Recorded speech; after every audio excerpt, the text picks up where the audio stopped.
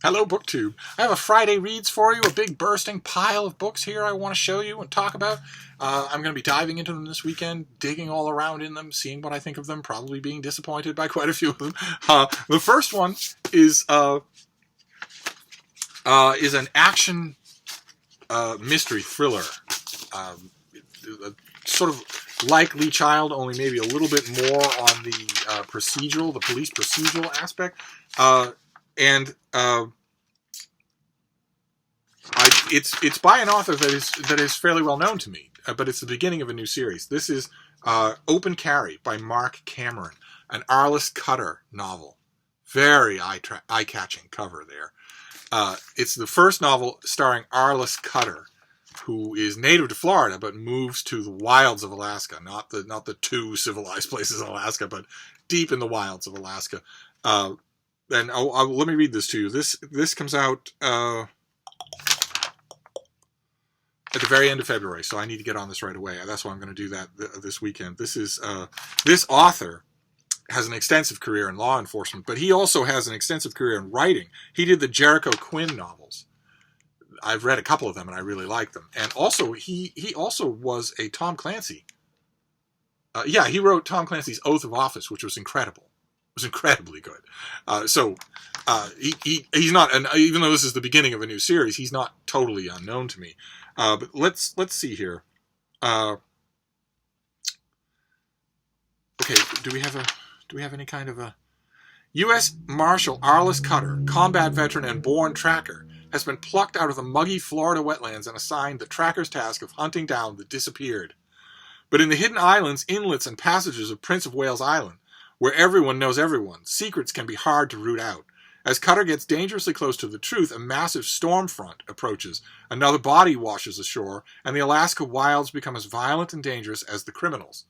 Combining his extensive serving as officer and U.S. Marshal and years as a Washington insider and careful observer of Alaskan culture, Cameron's new Arliss Cutter series skillfully combines the savagery of the landscape and the brutality of unforgettable characters with a ferociously paced cinematic plot that will wow thriller fans. So this comes out at the end of February. This, of course, I will carry this over into March Mystery Madness, because one of the things I'm going to talk about is thrillers and police procedural series like this. They do count under the very broad umbrella of mysteries. They do count, and so we'll be dealing with all kinds of mysteries, all types, and we're talking about them all. But that doesn't mean I can't get a leg on reading these things. I don't have to save the reading until March to talk about them. But I have high hopes for this. Because the author is known to me. I know that this author can please me. So first in the series, we'll see how it goes. Then this next one, if you watch cable news, I don't encourage you to watch cable news. But if you watch cable news, you will know this book. This is Andrew McCabe's The Threat. Former acting FBI director, who was shafted by the Trump administration about 2 hours before he was due to collect a pension. They fired him specifically so that he couldn't. Let's see here. On March 16, 2018, just 26 hours before his scheduled retirement from the organization he had served with distinction for more than 2 decades, Andrew McCabe was fired from his position as deputy director of the FBI. President Donald Trump celebrated on Twitter, calling it a great day for democracy. In this book, he offers a dramatic and candid account of his career and an impassioned defense of the FBI's agents and the institution's integrity and independence in protecting America and upholding the Constitution. And this will be, I have read all of these books. I am reading all of these books. I read Jim Comey's A Higher Loyalty.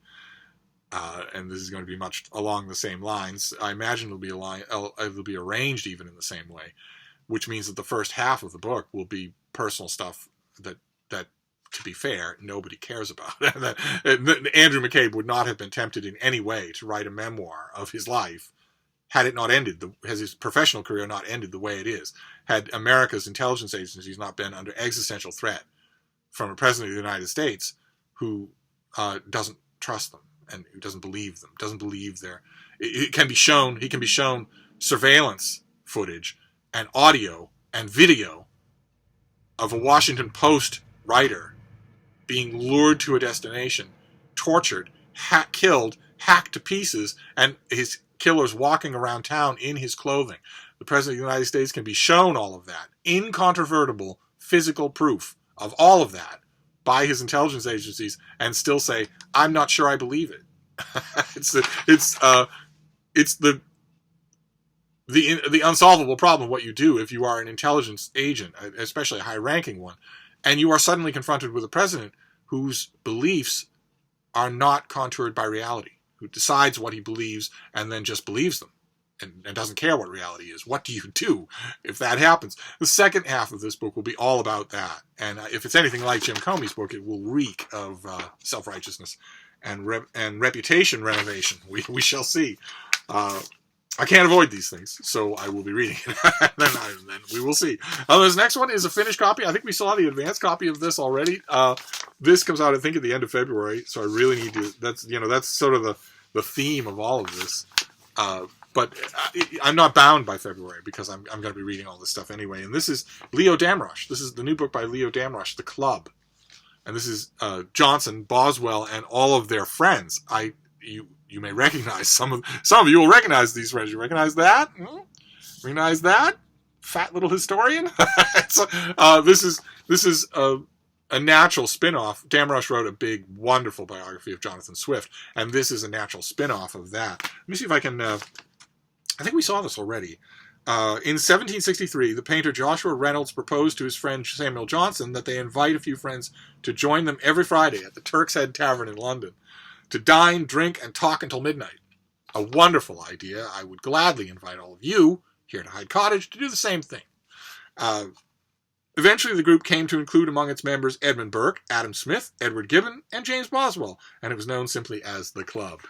And this is, if I remember correctly, something like the fourth book on The Club, but the first one in modern times. And this author is terrific. So this is the finished copy, and I can't wait to get to it. I'm going to need a palate cleanser after Andrew McCabe, I think. Then this next one is going to be a treat. I don't think we've seen it on this channel. This is by Giles Milton, who did Churchill's Ministry of Ungentlemanly Warfare, which was terrific. That was a terrific book. If I remember when I post this video, I will leave a link to my review. I raved about it. I don't know that. Okay, yes, I am quoted on the paperback of Churchill's Ministry of Ungentlemanly Warfare, but I don't know that I ever got that paperback. I'm not even sure it's out yet. But anyway, this is his next book. This is How the Allies Won on D-Day. It's called Soldier, Sailor, Frogman, Spy, Airman, Gangster, Kill or Die. Wouldn't have been my first choice as a book's title, but I don't care because I love this author. I don't doubt that this will please me. Let me see here. In time for the 75th, and 75th here means the 75th anniversary of the D-Day landings, the gripping tick-tock account of the first 24 hours of the D-Day invasions as told by the mostly unknown and unheralded members of the Allied and Axis forces by one of the world's foremost lively historians. So that's what this is going to be. This is, the first few hours of D-Day, we've already seen a couple of books on that subject. There's a small flood of D-Day books that will come out this year, and this is what I'm really looking forward to. I think this is a March book. If I remember correctly, this is a March book. Doesn't matter, because I'm going to do it. I'm going to read it this weekend anyway. Now that I have the finished copy of this, it couldn't hold me back from it. But this next one is, these next two are, actually the rest of the mail hauls, a bit of an experiment. Things that I'm not 100% sure about, but they are next on my docket. This one is an end of February book from Beacon Press. This is by Pamela Toller, and it is Women Warriors, an Unexpected History. And it involves, I don't know if we saw the advanced copy of this or not, but this involves all sorts of famous women throughout history who were also warriors. And I love that idea. I love the story. I've read many books on this theme before. Let's see here. What have we got here? Where can we go to find role models like these? While fictionalized stories about strong women have, at long last, started to infiltrate mainstream media, yeah, at long last, we're getting strong female leads in fictionalized stories, because we haven't had those before. It's wonderful that they're finally showing up. Accounts of real-life women warriors are still limited, and those who are well known are often considered to be historical anomalies. It is assumed, Toller writes, that few women's stories are known because only a limited number have ever chosen to take up arms, but this is not the case. And this book broadens that story. That's wonderful. And also, if I remember correctly from glancing at the table of contents, it also has a lot. It's not just a Western figures. There's lots of Eastern figures too. So this comes out in the end of February. Won't take me long to do it all. Can't wait to see if the author matches a great subject choice with a spirited writing. That would be wonderful. Then we've got this next one. This is YA.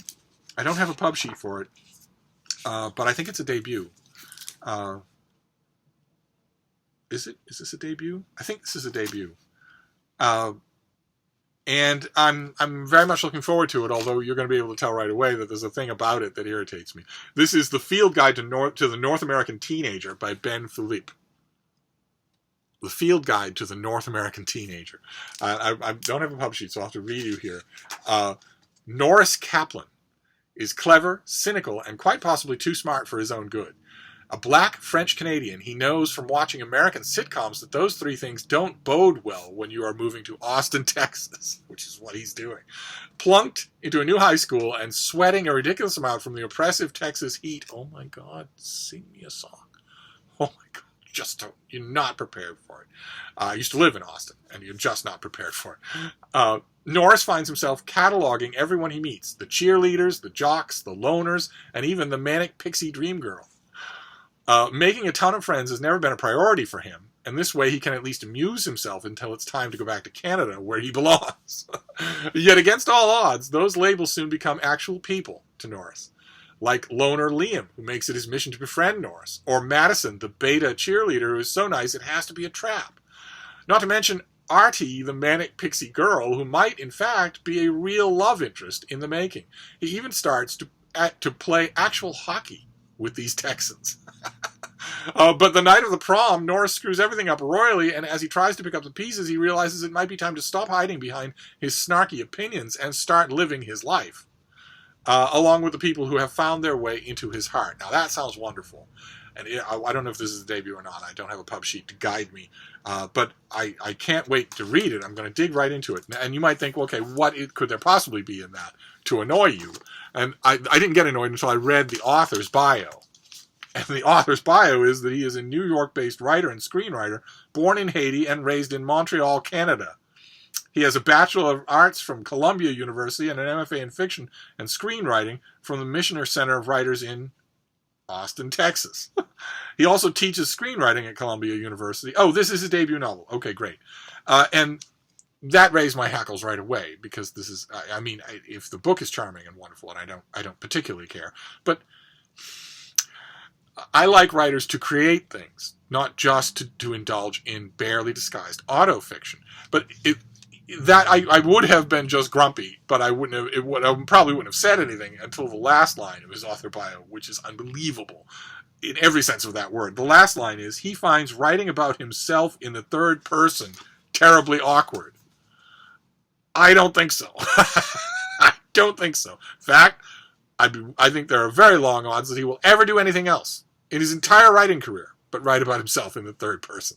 So if it makes him feel awkward now, he should either write about something that he didn't live every minute of, or he should get used to that feeling, because I think that's going to happen. But we shall see, one way or another. I haven't read, so far in 2019, I've read only a handful of YA, and I haven't really read anything that knocked my socks off yet. Part of my mind is nagging me when I say that. Part of me is thinking maybe I have read one. Oh, I have, but it hasn't come out yet. I don't know that we've even seen it here. And oddly enough, it also involves hockey. But as far as a finished copy goes, I'm ready to have a piece of YA knock my socks off. That would be great. And then the last thing I want to show you is a distinct oddity.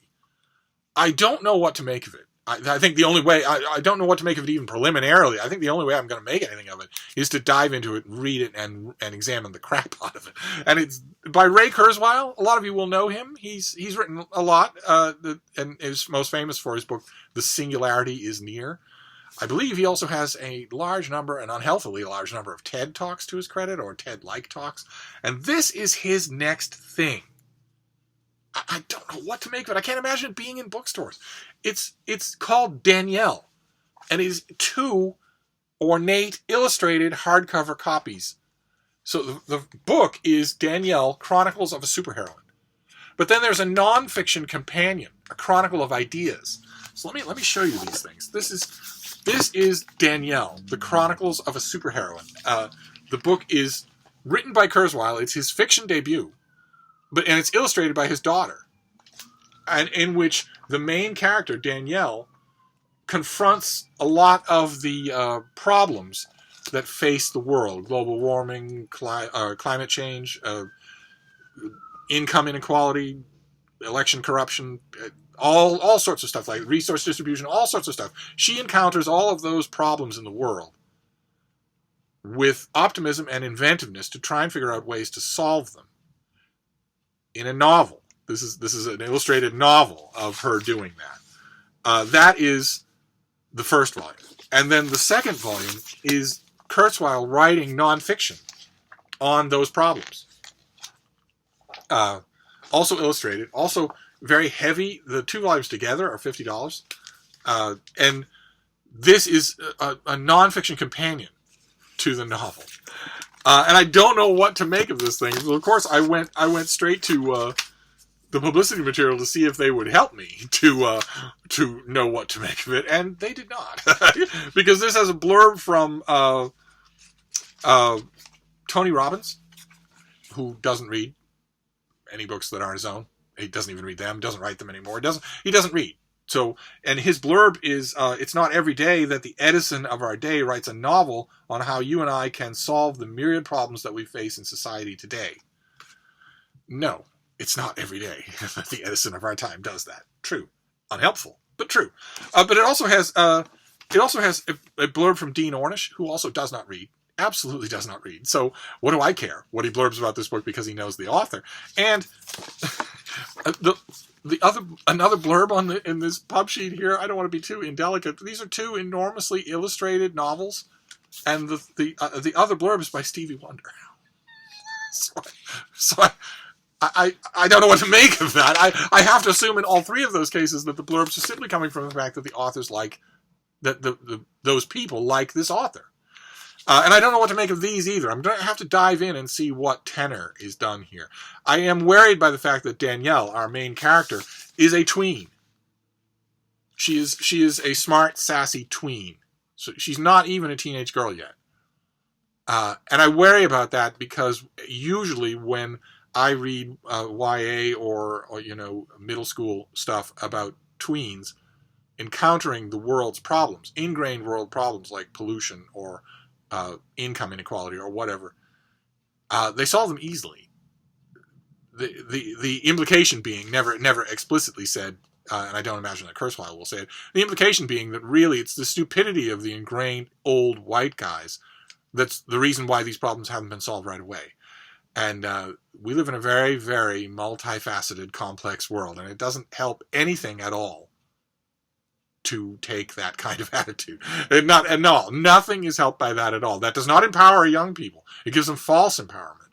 And then they waltz into a seminar or a committee meeting on plastic pollution in the local bay, thinking, well, I'll just snap my fingers. This is like totally easy. And they're not prepared. They're not prepared at all for the complexities of the issues. These things have...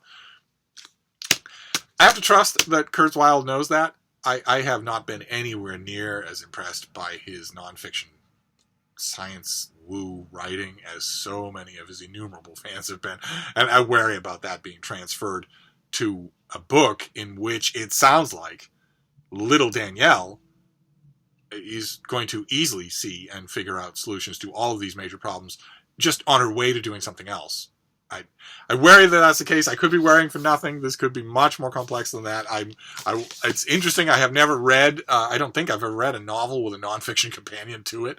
Closest thing I think I've come is probably William Safire's enormous Civil War novel, Freedom, which came with what he called an underbook. The last 400 pages of a 1,000-page book were him writing simply the nonfiction version of his novel.